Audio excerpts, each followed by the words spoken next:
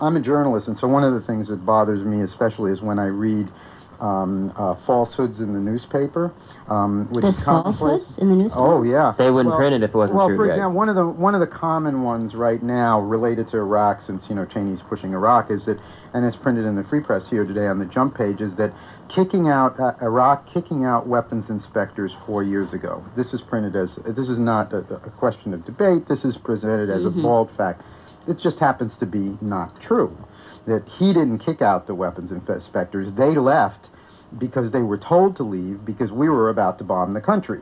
All right? So this is what it becomes 4 years later. And the interesting thing about the media and the talking heads is that apparently they believe, and they're probably right, that if you repeat something often enough and make believe that it's true, that's very Orwellian. then it becomes true to most people. And that's really kind of what's happening in regard to this particular mobilization. I mean, first of all, we're not thinking about declaring war. We're at war. We've been at war for 12 years.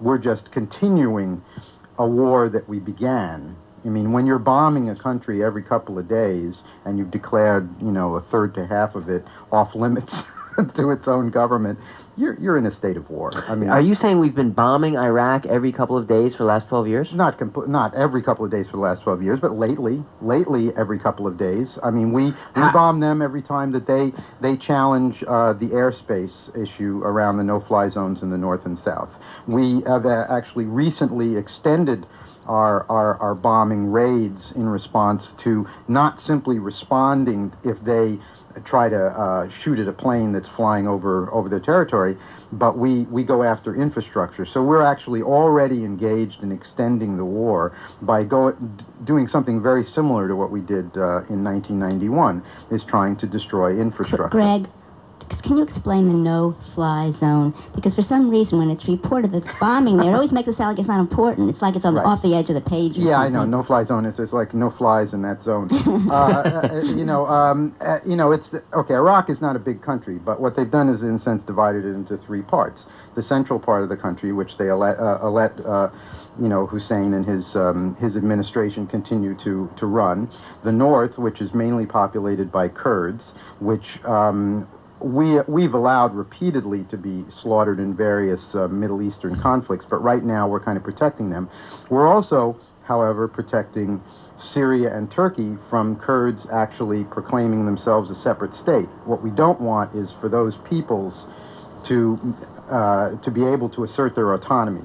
And they're spread out over Iraq, Syria, and Turkey. Turkey, at the very least, yeah. We don't particularly care about Syria, but we do care about Turkey, which is one of our big land-based aircraft carriers in the Middle East. And then in the south, we also have a similar zone, which of course is contiguous to Kuwait. And so we fly provocatively along the borderline of that area, and of course across the borderline, very similar to Vietnam and to what we did in Libya in the 1980s. Or what we did with Mexico in 1848. It's always very, very similar. We do these very provocative things in order to elicit a response, to which then we can then say, well, obviously now a state of war exists, therefore we must escalate. And so, in a sense, the no-fly zone provide an ongoing opportunity to continue the project, which is, basically to find a post-Cold War villain, or a series of post-Cold War villains. I mean, Saddam, this is why I get so upset, because history is really misunderstood to a very large extent. We had plans to invade Afghanistan 6 months or more before the World Trade Center. And what is the evidence for that? U.S. government briefings, people traveling throughout the world stating that this was coming, former and present officials. This is not, this was reported not in this country, but on the BBC, throughout the Middle East, in Asia. You would be amazed the extent to which things are not reported in this country. And that was under the auspices of getting rid of the Taliban, basically, that they were going to... Well, it had to do with oil, primarily. U.S. oil companies or international oil companies have been investing in pipelines from the Caspian Basin for at least 10 years now. The Caspian Basin is the second or third largest oil and gas deposits in the world. Very, very important. The problem is it's a landlocked area, and you got to get the oil and gas to the coast. There are a few different routes. One of the main routes is through Afghanistan. Unicol and other oil companies were negotiating with the Taliban, but the Taliban wasn't playing ball. And Unicol representative came to the U.S. Congress, testified in Congress 4 years ago, around the same time as this last go-round with Iraq, saying, unless we have a regime change in Afghanistan, we're not going to be able to build this pipeline. Greg, the Caspian Basin is in Russia? It's not only Russia. It's the former Soviet republics, right. Azerbaijan, Kazakhstan, that whole region there around the Caspian Sea. There's oil and gas both that can be gotten from beneath the sea as well as on land areas adjacent to it. So they have to go through these other countries to ship it out, right. to get it to the coast. Right. And so the regime change in Afghanistan was very necessary and was proposed years before it took place, because the Taliban was posing an obstacle to getting that pipeline built by the proper oil companies. Incidentally, both Cheney's Halliburton company that he worked for, and also Condoleezza Rice, who was on the board of Chevron, are both heavily invested in seeing that these pipelines go through. So they had a vested interest in seeing that this happens. Iraq, very similar situation. I mean, we decided that Saddam and Iraq were a target a year and a half before he did anything. The Kuwait, the line in the sand, the whole thing. Colin Powell drew up the game plan. Norman Schwarzkopf was involved. This is in 1989. They say Saddam is getting too popular. He's a threat to U.S. hegemony in the Middle East.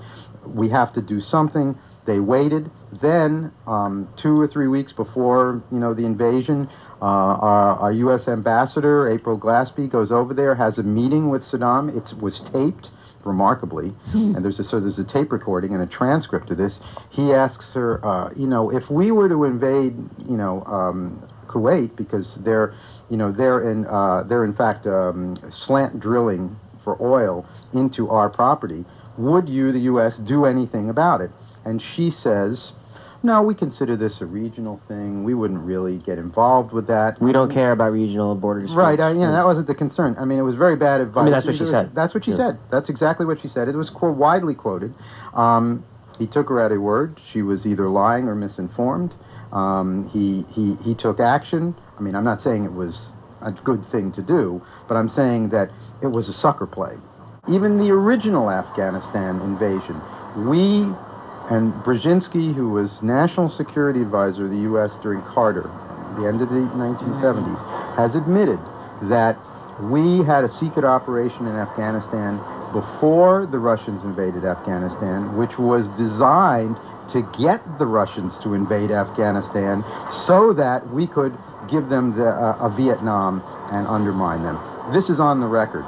So, when I see newspapers like this, I get really upset because I feel that reporters just have no sense of history anymore.